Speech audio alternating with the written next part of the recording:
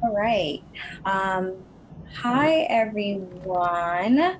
Um, my name is Christina, and I am the recruiting coordinator here at Schmidt Futures, and I'm going to be partnered with Danielle to and also Annalise to go through this webinar with you and really talk to you about our application process as well as the APM program overall.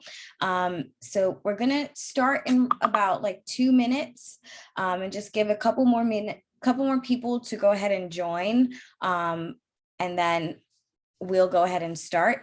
Feel free to like introduce yourselves in the chat in the meantime. Feel free to like say hi, where you're from.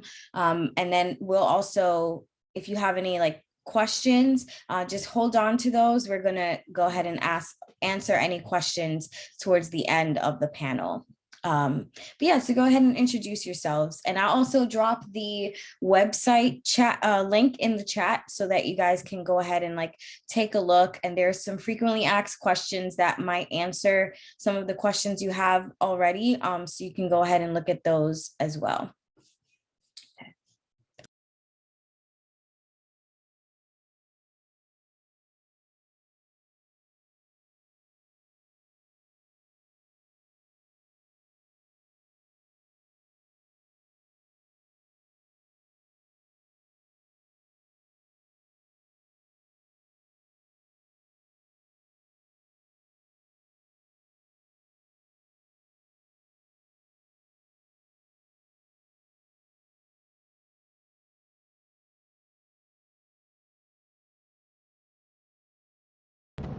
I always feel like we should play some like music, like waiting room style music. I know. I need to do that for the next ones. I'll get like a elevator do kind of music for next time. Um, okay. Why don't we go ahead and get started? Um, so just to quickly continue with introductions.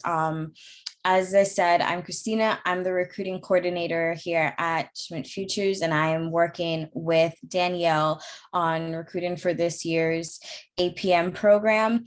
I originally started in a background of like HR generalist, and now I'm on the recruiting coordinator path. I've been working with the company for, is it this past like Sunday has been 6 months for us, Danielle. Danielle and I started at the same time.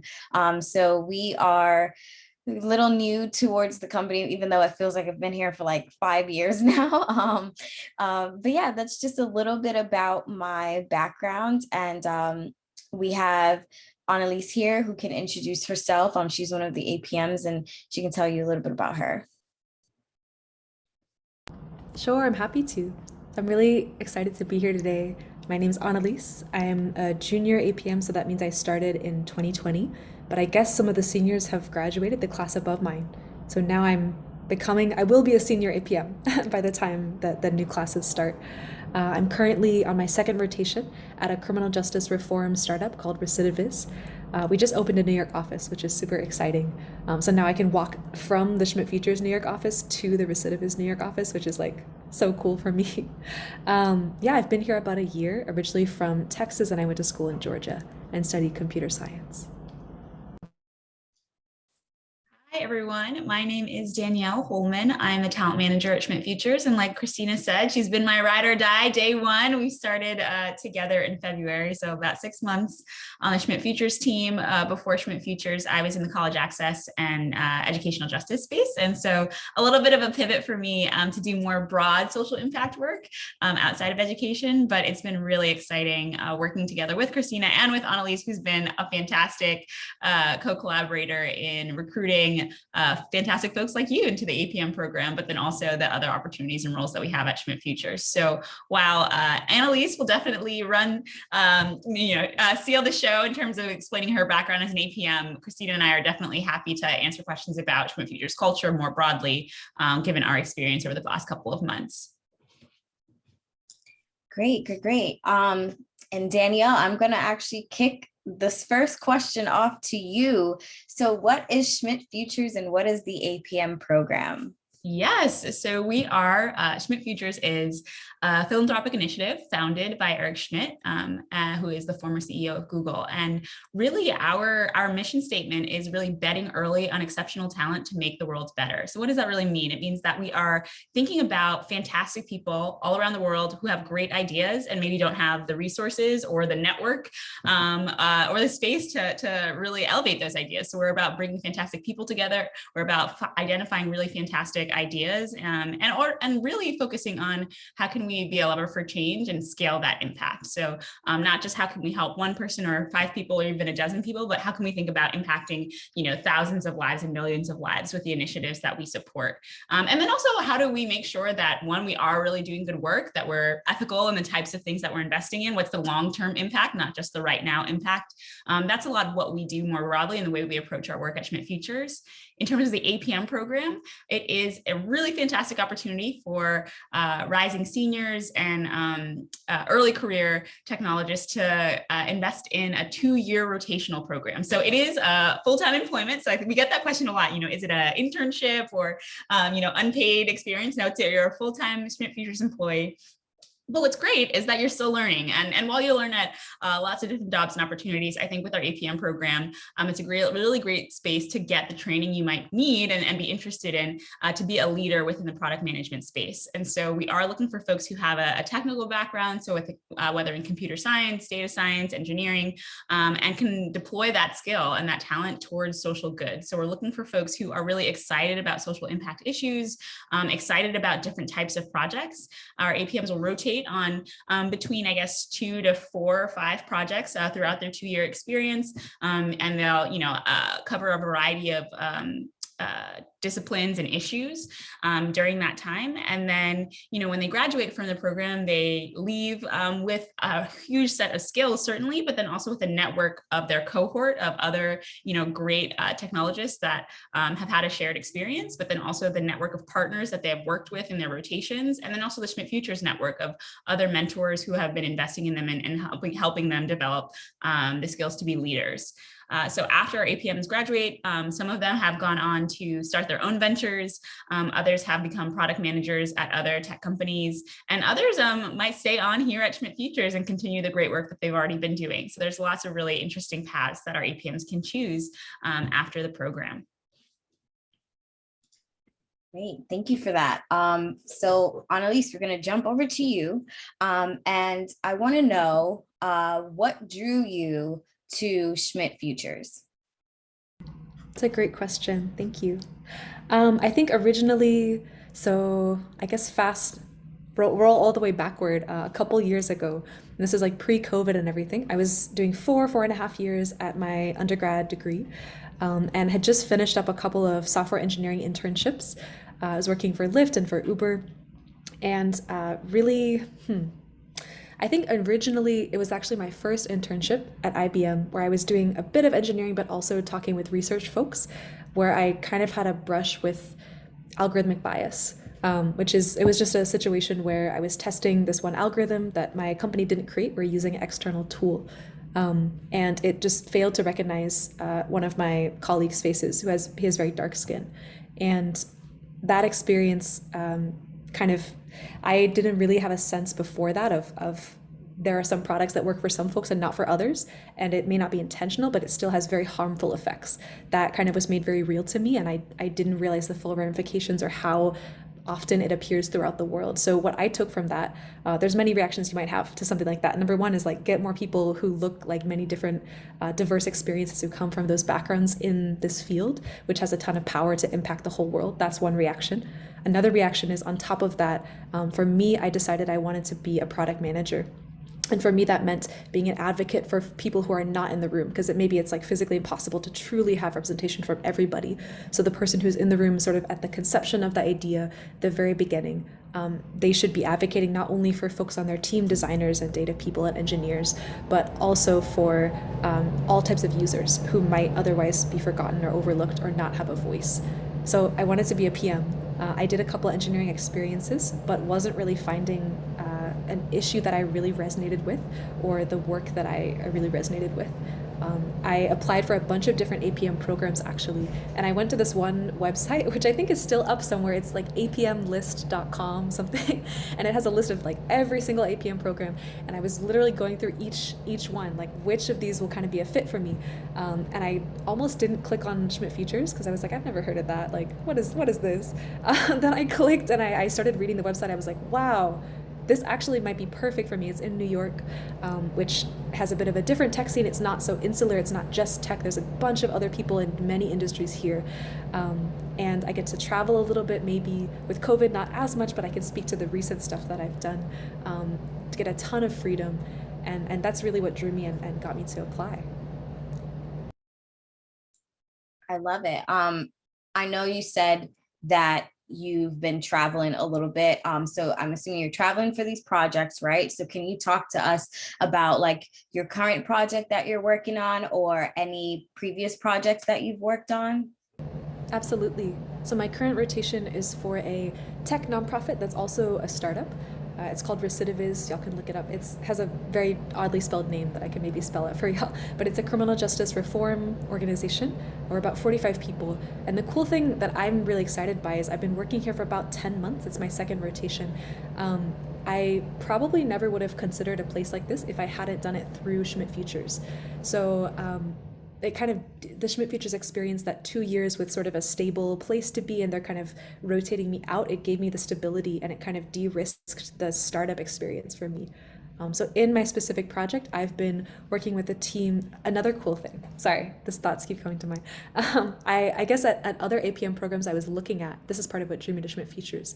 At the other programs, I normally would have been an APM, like an associate, the baby PM, working underneath sort of more grown-up PM who's actually in charge of the project, and I might be assisting them on the team and doing a smaller feature. Within this startup at Recidiviz, I've been basically a true PM. It's been me and this team of engineers and data scientists, a couple designers and a user researcher, and I am like the PM, which is crazy. We've been able to take a few products from 0 to 1, so that means from absolutely nothing, it was just a sketch on the back of a napkin and some really ugly mocks that I like put together. I don't have great design skills, all the way to a real product with real users kind of in people's hands. So we've launched tools for parole and probation officers within the justice system, and the tools are intended to really help people on supervision, so people on parole or probation, we call them clients, help those folks succeed and be able to get off supervision more quickly and just be more successful, not end up going back to prison for sometimes silly reasons, for technical revocations and things like that. It's been really exciting. We have products launched in Idaho and Missouri and Pennsylvania and other states coming up. So as part of that, up to your question about the trips, recently I've been going on some user research trips, which are pretty intense. It's like I fly out for a week. I'm basically driving around that state to different offices to interview different users and shadow them and see how they're using the product, learn from that, kind of like a road trip. So recently went to Missouri a couple weeks ago. That was a lot of fun. And I, again, like never would have known that a job like this existed or that this would be really kind of my jam and what I love to do. I feel like you don't really get to do that stuff at big companies because you're only one thing. Versus when you're a PM at a really small place or rotating around, you can kind of try everything. And no, you actually started talking a little bit about like my next question for you, which is what is something that you didn't expect to be working on as an APM, or just something you didn't expect at all, like coming into Schmidt Futures in this role that you are experiencing now? Yeah, it's a good question. I think there's a couple. So I'll start with one that at the past webinar with Chase, I think we joked about this, we talked about it. I think the moment I landed the first day that I started my APM program, I was told over and over this phrase, which you guys might hear as well, you are the product. And I was like, what does that mean? That sounds kind of, so what I think that means to me, or what I've learned from that is whatever we produce within these 2 years, whatever projects we work on, and the amazing things that may come out of that, that's sort of the cherry on top. That's awesome. Of course, we want to be developing stuff and producing value in these 2 years. But the real goal of this whole program is a talent engine. It's to identify people like you who are really, really have a ton of potential and could be great at these certain roles that you might never think that you'd be able to do, and give you the space to play and de-risk those opportunities so you can join a startup or a nonprofit without risking a career change that you might find it difficult to get out of. You can try all these different things. So for me, it was trying a startup. And then you'll also get a ton of resources. So I kind of felt like when I joined this startup, if I'd just gone to Recidiviz as a sort of regular PM and gone through the hiring process there, joined them, I might never have known about all this other stuff. Like Schmidt Futures kind of gives me a superpower, is what I like to call it, like a 1,000-foot view kind of thing. So I can see not only Recidiviz, but that there are many Recidivizes throughout the world that I could eventually join or move to. And I also had my cohort with me, so 5 other APMs who I could kind of complain to sometimes, or like discuss problems with, or talk about how to approach certain things. That felt like a superpower as well. So that was one awesome thing that I learned I didn't expect. You are the product. Another one was, to be perfectly honest, it's a lot harder than I thought that it would be. It's definitely challenging because as a PM, I guess winding back as an engineer, I definitely did hard things, but I kind of got sizable chunks that I owned. So I had a ticket and I would kind of run through that. And however I got to that solution, it was always clear what I was trying to get to. As a PM, you're dealing with all the ambiguity, and you might hear that word a lot. Ambiguity turns out to be code for just a big confusing problem that no one quite knows how to solve or even fully define. And it's up to you as the PM to kind of tackle that, break it down into little chunks and make it manageable for your team and give people a direction. Even if it may be wrong, you have to kind of pick something and go forward with very little information. Kind of like you guys when you're picking a job in the future. You don't have all the information, you don't have a perfect answer. You have to pick something and kind of run with it. Did that speak to your question, Christina? Yeah, no, it did. It did. And I wanted to switch gears a little bit and talk to you more so about, you mentioned like your cohort and how having them to complain to them or celebrate with them when you need to. So can you talk to me a little bit more about your, like the culture of the APM cohort, as well as like the culture that you've gotten from Schmidt Futures being here for almost going on 2 years now? Yeah, absolutely. I think it's actually changed a lot since I first started. So I started actually about 1 year ago in December or August 2020, which, wow, yeah, what is time? COVID has really messed with my brain now. I think it's been 1 year. And when I started, we had, I want to say 40 or 50 people, and now almost doubled, or well over 100 people within the organization. It's been really exciting. So I'll talk about Schmidt Futures' overall culture first, and y'all could maybe also speak to that. For me, at least, I got the sense that APMs are considered very highly here. Like, it's not as if we're interns or some sort of like junior people who don't get a lot of responsibility. They really let you bite off as much as you think you can chew, and everyone's always welcome to always very welcoming if you want to talk or meet folks. I think the people here are one of the most the things that I was most blown away by when I first joined. Everyone has this really cool background, an interesting story that you don't expect. They kind of all ended up here for a reason, and they're all very willing to be honest and down to earth and just chat with you about it. And another piece to that within the APM program, I mentioned that support earlier of you are the product. I just feel very very supported. They try to do wraparound resources. So you have mentors and your peer group as well, and a couple different types of managers and other mentors and leaders you can lean on. They're trying to bring in, like, we have this product boot camp, which the older APMs organize for us, that I'm going to organize for the younger class now, which is something like a 7-week kind of series of seminars to give you the basics. And of course, you're going to learn as you go, but it's always helpful to have it in like a classroom style kind of, you can like talk through things with other folks. They also have a stipend for educational purposes. So you can use a good amount of money each year to do whatever. So I used it for speech coach lessons. And also talking through with a writing coach. Any skill that you want to work on, they're kind of here for you and ready to give you the tools you need. Now, I do want to chime in from the Schmidt Futures culture aspect and just kind of add to what you say and say, like, since I have been here, as I said, for 6 months now, I genuinely felt like that same like welcoming the feeling when you first come. People will message you and email you and say, hey, like, do you want to grab coffee? Do you want to like have a conversation? It's obviously all virtual because I onboarded virtually as well. And but even since we have started slowly going into the office, just meeting people there and like meeting people for the first time, you kind of feel like you've known each other for so long and like are way closer to each other just because you've had this relationship that you've built virtually. But I definitely say like it's definitely a very welcoming and warm culture, and I've really enjoyed getting to like work with everyone and pay people pitch in, just like you jumped in today like last minute.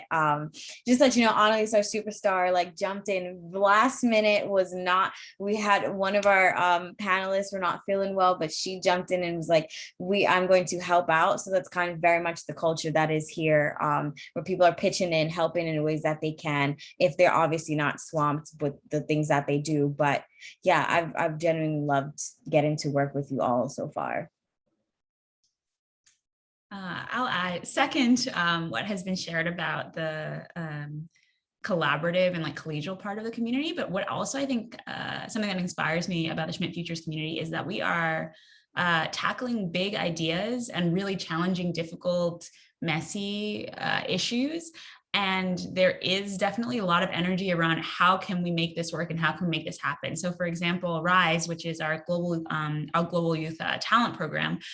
So their first year, they're like, how do we get 1 million kids to apply to the scholarship opportunity? And that wasn't like, oh, you know, rolling your eyes, like maybe 1 million. It's like, no, we want 1 million people to apply. Like, how do we make this work? So they didn't do 1 million. They didn't get 1 million this year, but it started with 50,000, which for the first year of a scholarship program of that breadth to be able to get that many applications is pretty phenomenal. But I think that is a lot of the energy at Schmidt Futures. It's like, okay, these big ideas, like we're going to try and figure out like, how are we going to tackle them? Certainly, you know, you have to test different ideas and figure out what's right and what's not. But I think a lot of the energy is around like, let's see how we can make this work and let's try rather than just a flat out no. And I think that's an inspiring place to be in.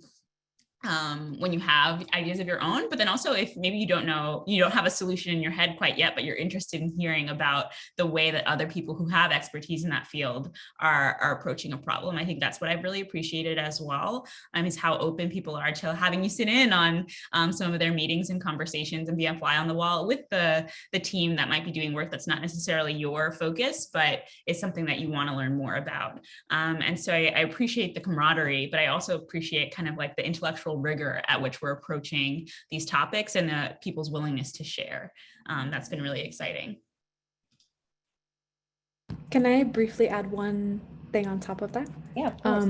One thing that I actually didn't realize when I was applying, and it kind of became more clear to me, so I wanted to maybe kind of just put it out there, is that it's so Schmidt Futures is a philanthropic tech company. We're a venture fund for public good. There's many ways to sort of describe neatly what we are. I wouldn't say we're a traditional tech company, so you're not going to find many engineers here, or if y'all have worked at tech companies before, it is going to feel quite different. So I wanted to put that out there. There's a lot more folks here from consulting or government backgrounds, from pure science, so academia, and kind of all mixing together. So it will feel a bit different. For me personally, I really thrive on that kind of thing, but wanted to put it out there. No, thank you. Thank you for that. And then so one of the last questions I have for you before we switch gears a little bit onto like the application process and stuff is, what do you think or you believe would really make a successful APM? Like, what skills should an APM have? It's a really good question. And I apologize if there's like a loud background noise on my end. Can y'all hear me okay? My AC just kicked on. Thank God, they just fixed it. So, yeah, so the question was, what makes a great APM? This is something I've been noticing recently. I've been talking with other APMs and PMs at my startup as well. I think PMs look different kind of wherever you go. There's many ways to be a good PM. So first I'll start with this sort of disclaimer. I've met PMs who are maybe traditional, what you think of as a product manager, like the tallest, most charismatic person in the room, which I think is, as a stereotype, sometimes or often true, but also may be harmful because that person might usually be like a white male who's had a lot of like opportunities and has like been very vocal and is always sort of the person who talks the most. That's not always what a PM looks like. I think a great PM could also be someone who is very empathetic and maybe even a bit quiet, or someone who, I'm thinking of someone in particular, a PM at my startup. She is kind of takes her time with things, does a lot of due diligence and one-on-one conversations with folks before like a big team meeting, so that by the time you get to that team meeting, actually everyone's already aligned and it goes really smoothly. She hardly has to say anything, and that's the mark of like a great PM in her case. You don't have to always talk the most to have the most influence or to be able to kind of help lead folks and unblock them, move things out of their way. So empathy is a huge one in terms of what great PMs that I've known have had in common. A high EQ is really huge, or just being willing to listen to folks. And there's also, I was going to use the word ambiguity again. And earlier I said that just means kind of operating in like total confusion sometimes.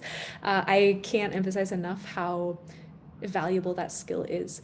And some of you may have gotten that from past jobs, or it also could have been any team project or even something you did on your own. If you were like, I would really love to, bake the greatest cake that the world has ever known. Okay, there's like a lot of huge unknowns there that you might have to figure out and set deadlines for yourself and actually make something happen, some small, meaningful chunk of that. Like that kind of practice is really invaluable. So if you haven't had it already, when you do come here, you're sort of going to be, like thrown in the deep end, and we'll definitely get a chance to practice that. And I think those are the main two. Would y'all add anything else? Yeah, I think connected to thriving in ambiguity is also really being open to being flexible, I think is really important. So we are looking for folks who are excited about social impact issues, and perhaps you've had experience in, combating an issue that you think is important in the past. And as much as we do try and match folks to ideas that or projects that they're passionate about, it is a rotational program, meaning that you'll be staffed on different types of projects. And so like, if you come in thinking, climate change work is the only thing I want to do, that's it, that's all. This actually might not be the best fit. While we do have climate change work going on, and there's also, Annalise has talked about mass incarceration work that she's working on. We have folks working on educational access opportunities. We have folks working on like healthcare initiatives. And so having a spirit of flexibility and saying, well, while this is my passion and I want to have a time to focus on this project, I'm also interested in gaining skills to support other initiatives that are important. So I think that is a big piece of the program and what it'll take to be kind of successful and happy, I think, as a PM here. I think also being interested in being a part of a cohort. So there's a reason that we don't just hire, one APM or individual roles, but instead we hire folks as a group all together. So they go through that boot camp, the orientation, and even though they're staffed on different projects, they still have an opportunity to come together to share ideas, to share challenges, to share, big wins as well. And so for folks who are excited about that type of opportunity to be a part of a cohort model, I think this is a really great program for that.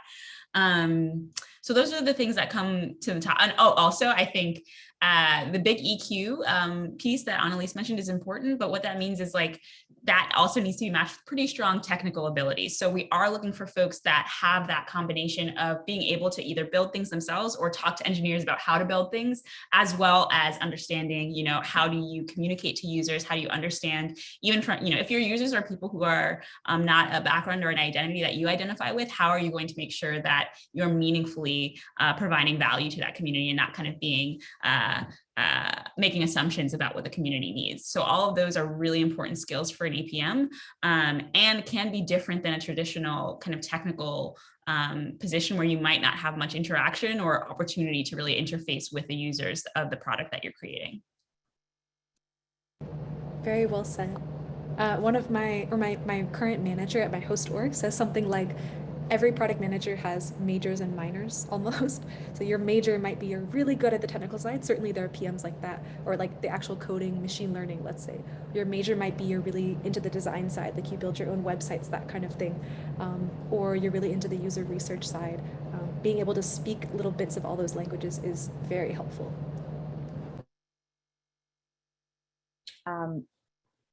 I second every single thing that you all have said towards that. I do want to kind of jump back to you, Danielle, and really have you start talking about like what the recruiting process would look like, and just talk about the different parts, and then we can individually go into like our tips and guidance and break down a little bit each section of the recruitment process. Yeah.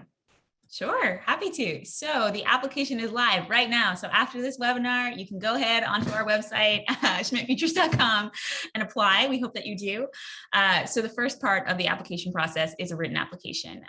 And so we ask for your resume, and we have 2 essay prompts. If you learned about us through an external platform, so maybe Handshake, LinkedIn, Canvas, make sure that you're applying through our form. So it'll say Lever at the top.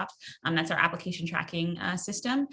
So you just want to make sure that you're answering all of the questions of our required application. So apply through Lever. That's the first step. Second part of the process, we read all those applications and advance a certain number of folks to our technical assessment. And so that'll be a take-home assessment that you'll have, a few days to complete. It shouldn't take a few days. We do understand, you're working, you're in school, other things going on as well. But you'll send that back. We'll select a few folks from that group to advance to the finalist rounds, where we'll have folks come in for interviews. So there'll be a behavioral interview component, so getting to know your personality and general presentation and your background, and then also a technical component where we're going to ask more case study like questions, putting you in a scenario where you're walking us through your approach to solving a product question or a technical question. And then the final interviews will be with our APM leadership. So the folks who run our APM program, and then our executive leadership at the organization. So that's the process. And in terms of deadlines, so our deadline is September 1st. So we have about a month to go. And like I said, I really encourage you to apply when you can, as soon as you can, because we're excited to get to know folks. But you do have some time to get your materials together and all of that. There's a question that comes up a lot regarding international students. We do accept international applicants. We do sponsor visas, and depending on your circumstances, we can work with you to support that process. We just ask that any information that you have regarding your status, if you include that in your application, so whether you are currently you have a student visa, or if you're applying from abroad and have never had a visa in the United States, all of that is helpful context to provide, so we can make sure that we can support you as best as possible. Yeah, sorry, I was answering some of these questions in the Q&A chat, because I do see that did come up a couple of times on whether or not we do sponsor international students. So I guess let's break down first the written application portion. What would you say that you're really looking for, and how can a person excel on that portion, which is like the first round, the first thing that they're applying to through our website? But yeah. Sure. So for even before the written component, the first piece I would say is resume advice, making sure that you are clear about what your role in your past experiences has been. So sometimes we see resumes where someone will say they interned at a certain company, and it might even be a big name company, and we'll assume that we know what that means. But if you led a project while you were there, or if you were a part of a specific initiative, it's really important for you to kind of list out what your experiences have been, so that we have the best understanding of your background. And to that end, you don't have to worry, that you only need fancy internships and things like that. If you've had campus jobs, if you've been a part of a extracurricular group that's really important to you, a part of a sports team, or a leader on a sports team, or arts group, or things like that, all of those things are also valuable to us. We're looking not just at technical abilities, but also leadership abilities, interest in community engagement, and all of those things. So I think the first piece is to make sure your resume is quite strong. And then the second piece, we have 2 essays. So the first essay is about problem solving, and we are asking you to, share your ideas, pitch a technical solution to an issue that you think should be resolved. The biggest mistake I would say mistake that people make with that essay is that they don't actually choose a technical solution. So the solution that they pitch is actually the change that they want to happen, and not a solution. So I'll give an example. So there might be someone who says, you know, because of the devastating impact of fossil fuels, and we should be mindful of our carbon footprint, and so more people should drive electric cars. And might think, okay, driving electric cars or making electric cars more accessible, like that is a technical solution, but that's actually the change that you want to happen, right? So the technical solution was like, okay, maybe your theory of change might be if more people had access to information to make intentional choices about buying electric cars, then they would buy more electric cars. So the product that you would create is maybe some kind of platform to compare prices. I'm making stuff up. I'm not a PM, but you see the difference there. So you want to make sure you're not just addressing the change that you think needs to happen, but a technical solution that can impact that change.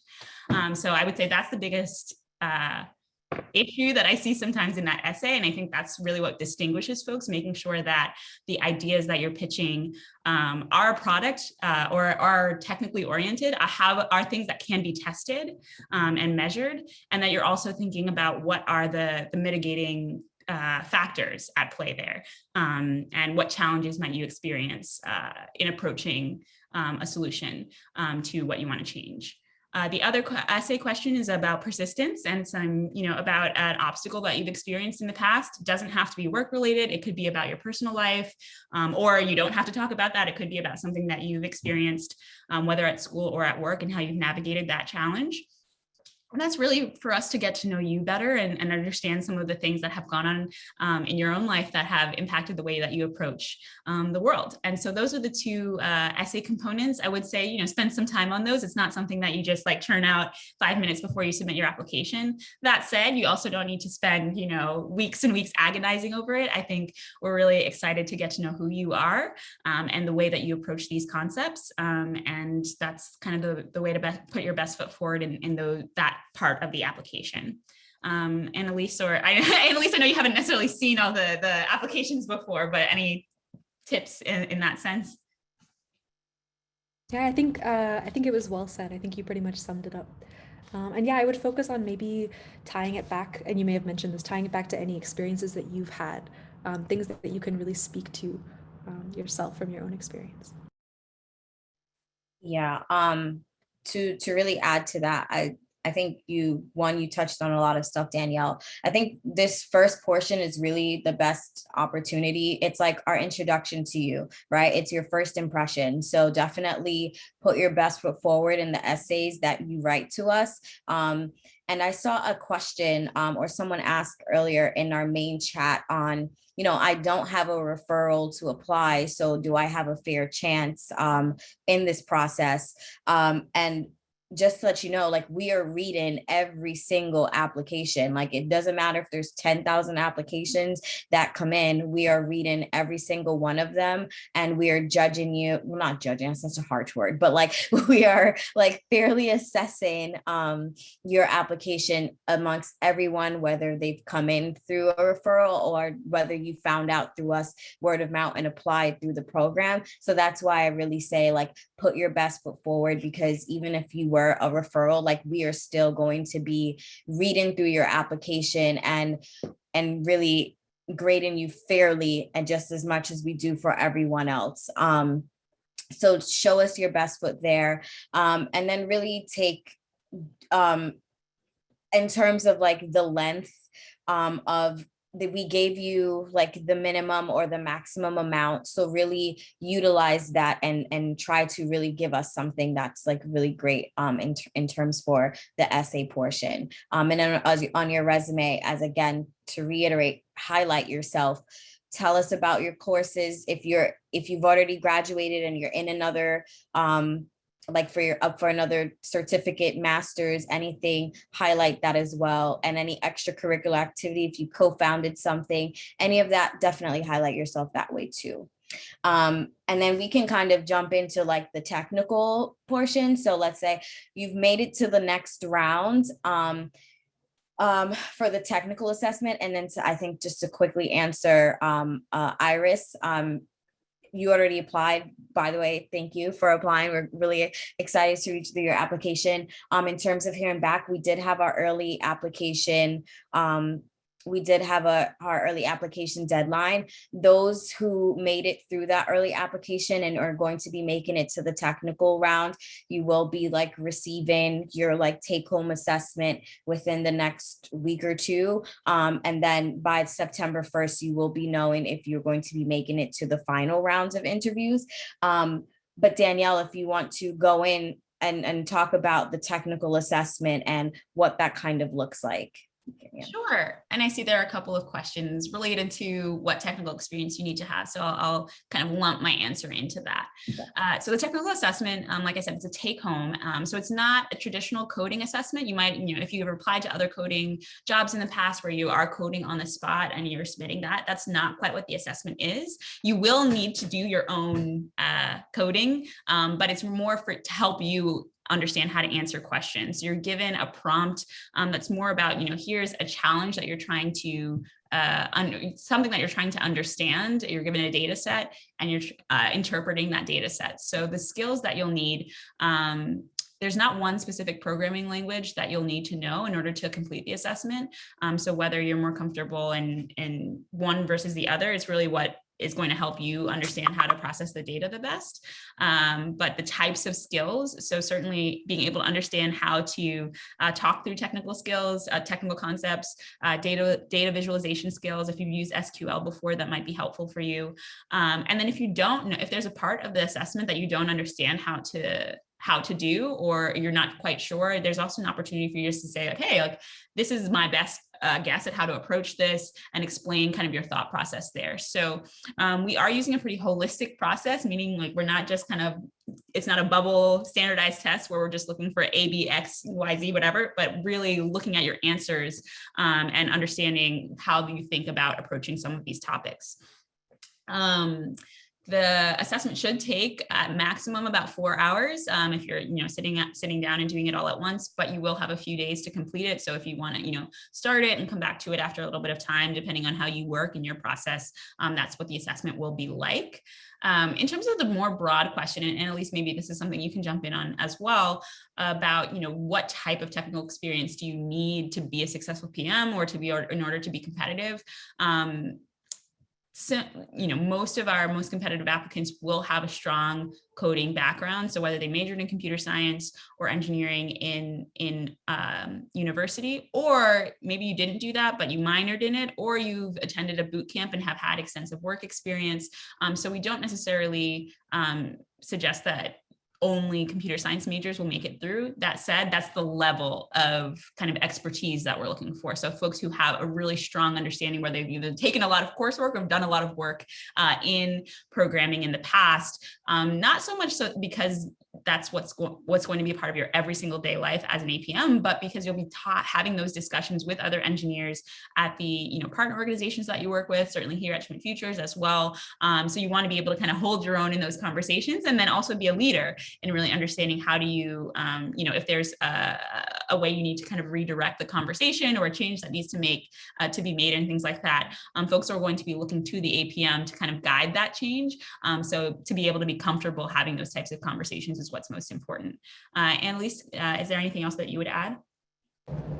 I think that's well said about the level of expertise. I'd also say with computer science and coding, it is something that you can teach yourself. So if there are folks here who are self-taught, have gotten jobs on their own, or even done side projects that they could point to with those skills, that would also be a strong indicator.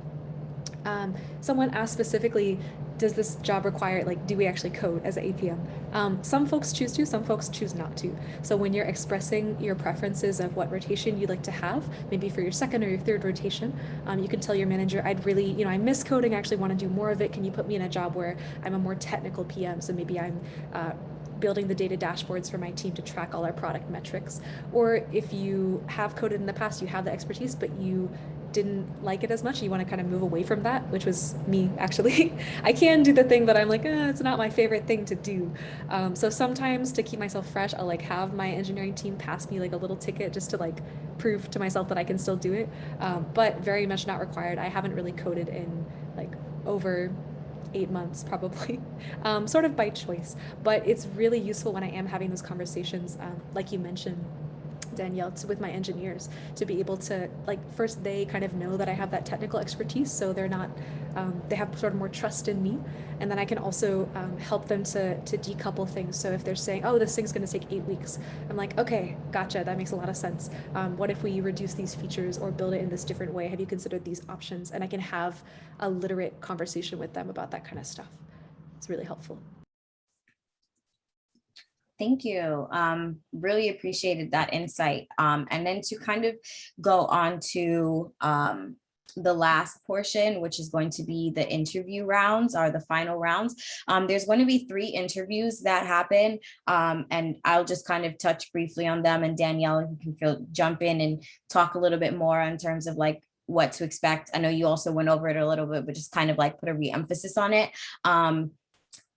The first round is going to be the technical interview. So as Danielle said, really walk us through your case study, and really get to understand how like your technical skills are. Then we'll have the behavioral rounds that'll happen. The first round will happen with some of our staff members and current APMs. And then the second round will happen with our APM leaders. And they're really try to understand who you are. It's, as Danielle said, it's a behavioral interview.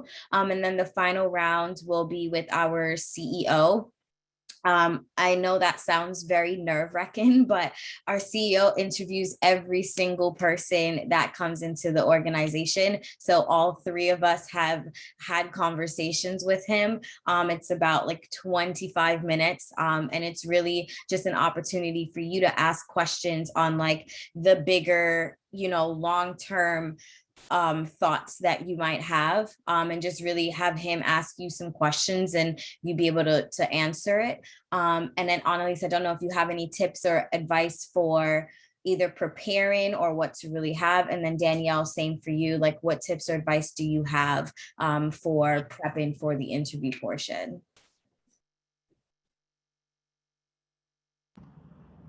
I'm happy to take this one. Yeah, so I can speak to how I prepared, and maybe y'all can sort of revise and help me. It may have changed in like more recent iterations of the process. So just correct me if anything I'm saying is wrong. How I prepared, I kind of, if y'all have heard of this book, I'm trying to remember the author, Gail Locke, I'm gonna butcher her name, but anyway, she wrote Cracking the Coding Interview. There's an equivalent book called Cracking the PM Interview. I found this really useful to find the type of questions that might be asked in terms of a typical PM interview. So these aren't really as much behavioral questions, which you might get in any job interview. These might be things like, actually, I probably won't say any examples because I'm going to butcher them, but there are specific product questions that you can look up, things from that book and from other books online, that really, I think, the main tip I have is, number 1, grab a friend and practice. Do as many mock interviews as you can, because it's so different when you're like standing maybe in front of a whiteboard or talking out loud. You have a piece of paper to kind of guide your thoughts, and you're on the spot, and whatever answer you say, you can't sort of do backsies. You have to keep going through the interview. Another tip is, it's really almost, like the answer itself almost doesn't matter. So if you're asking me to design a product for dog owners, I could come up with whatever crazy product as long as I justify my answer and I really structure my thinking, because I think they're looking for the thought process itself, and some of your own maybe personal perspective folded in there, rather than a specific answer. There's no right answer per se. Danielle, anything to add?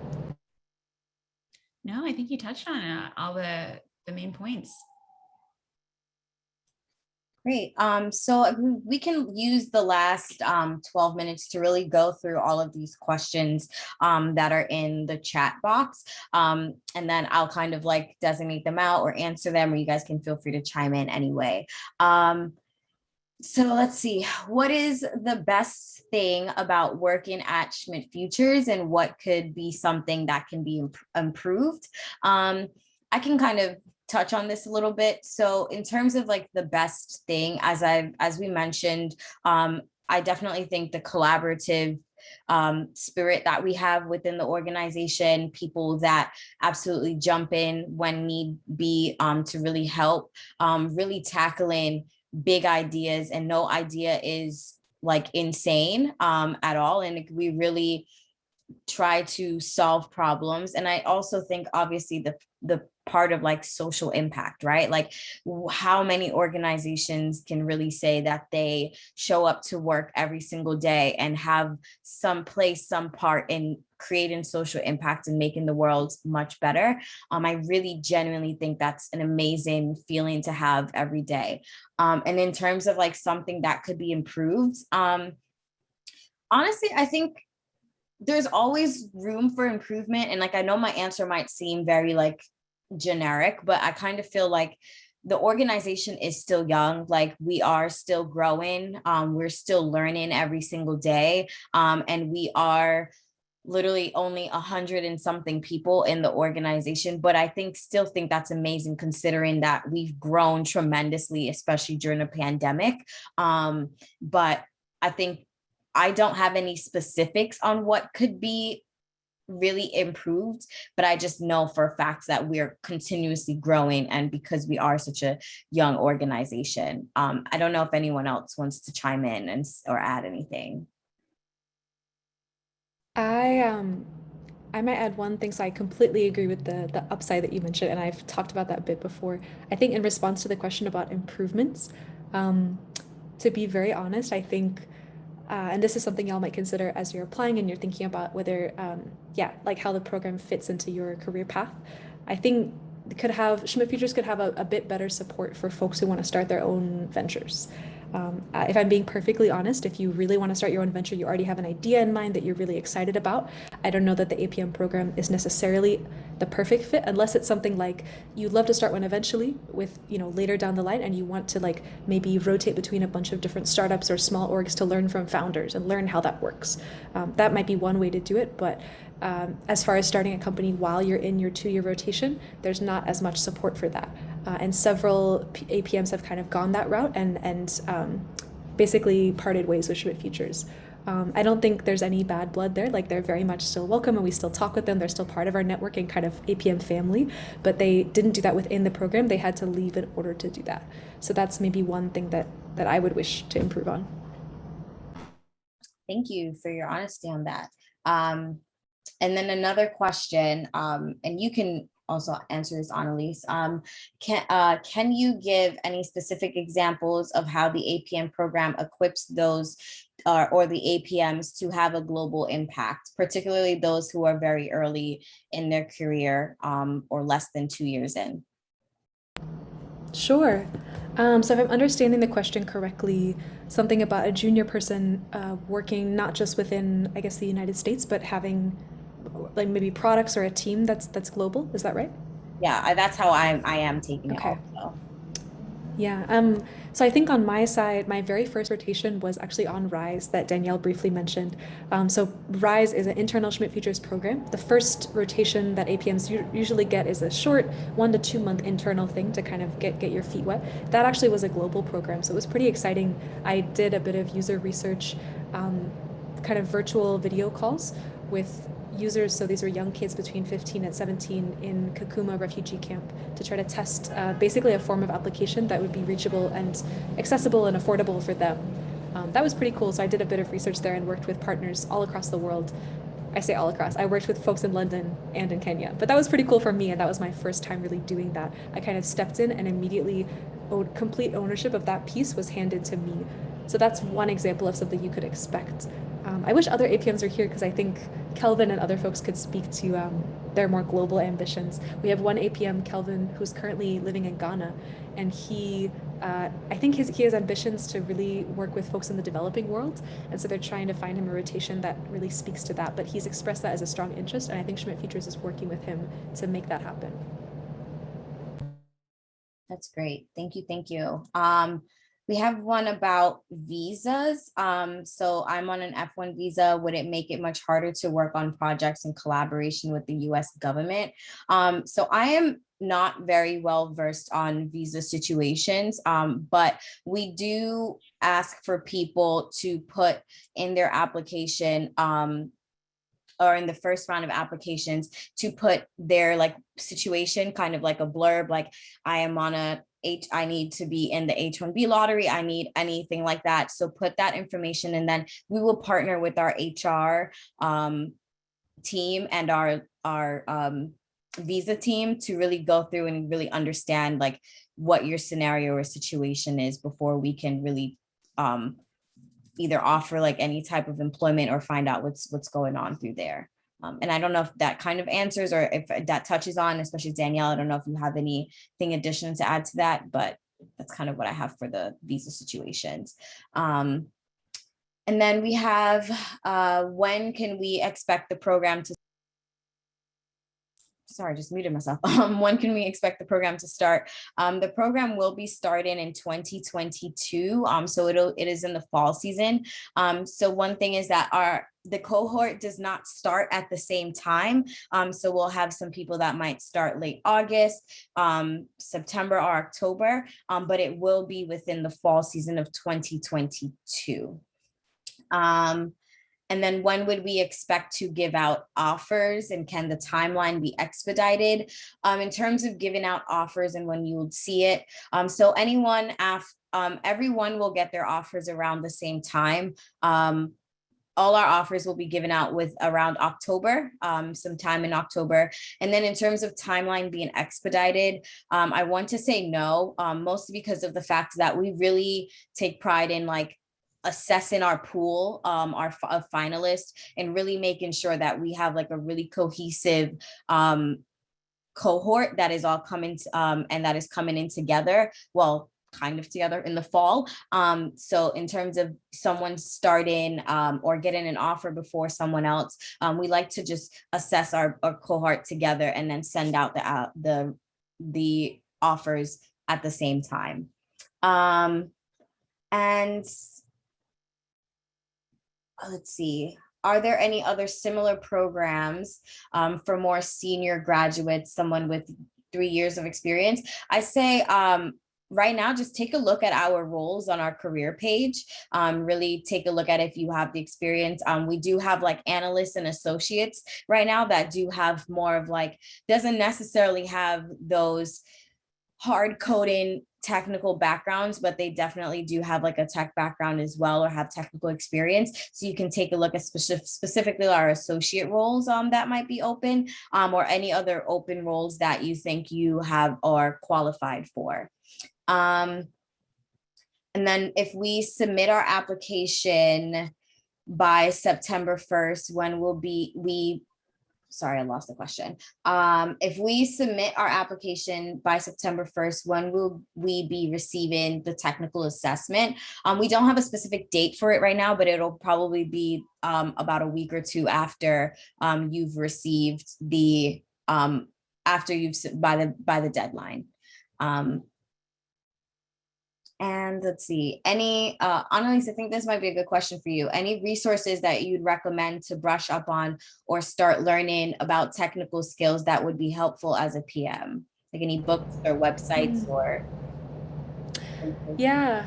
So not for the interview, but for the actual PM job. Yes. Or there's Yeah. like just for like your technical skills, yeah.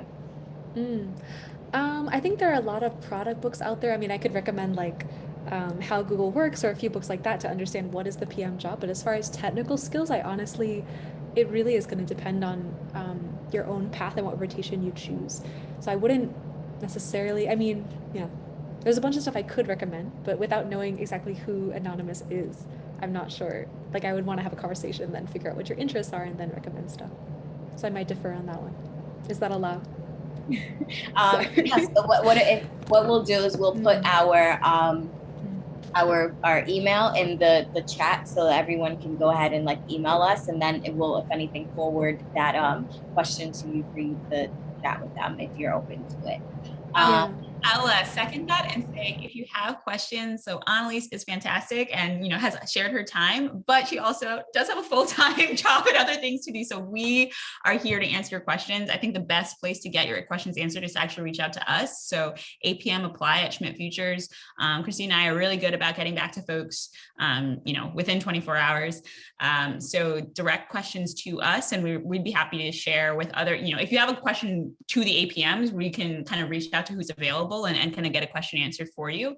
But definitely recommend that as the route to get questions answered, especially if it's questions about the application. So, deadlines or other kind of questions that they might actually not even know, because the process does change it slightly from year to year. The dates might change from year to year. So just to reiterate, as we're closing, September 1st is the deadline for the written application. You are applying for the fall 2022 cohort. So that means that even though offers would be sent out probably mid-October, you wouldn't actually start until next year. So next late August, early September. So that is a factor to consider if you are already a graduate. So you've already graduated from university, you can still apply, but just keep in mind that there would be that waiting period before you start. So if that's a factor in kind of your personal circumstances, you want to consider that. There was a question about compensation. So, and this is also one of the things that I was going to talk about in terms of related to like one of the great things about Schmidt Futures is even though we're a philanthropic initiative, I will say that we are in a privileged position to have a lot of resources. And I come from a nonprofit background. And I'm like, wow, like we could have really used some of the resources and opportunities that Schmidt Futures has in our work. And so I think that we don't necessarily feel the same budgetary constraints that I think other kind of nonprofits or organizations that focus on the type of work that we focus on struggle with. To that end, our APMs are compensated at market rate, competitive with other APMs at big tech companies. So it is a paid position. You're a full-time Schmidt Futures employee. Your benefits are dispersed through Schmidt Futures, but you're also getting a chance to do this really great social impact work. Yep. Every single thing you said, I agree with. And then in terms of just to close this out, I have put the link to our website in the chat. It does answer some of the other questions that you guys have. We will also post, I will be adamant on posting this webinar on our website as well. So you can go ahead and look at that website and find this webinar here later, as well as the frequently asked questions. If you want to sign up for any other webinar in the future, you can sign up through there, and as well as find out the actual application, and as well as find our email to reach out to us. So if you do have any questions, please feel free to email us, and we'll get back to you that way.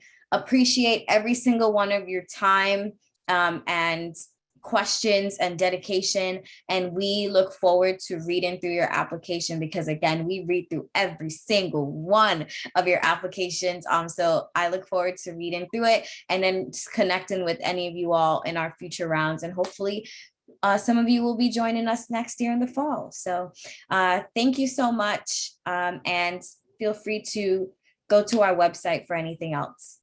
Okay. Bye. And thank you, Annalisa. Much appreciated. Bye.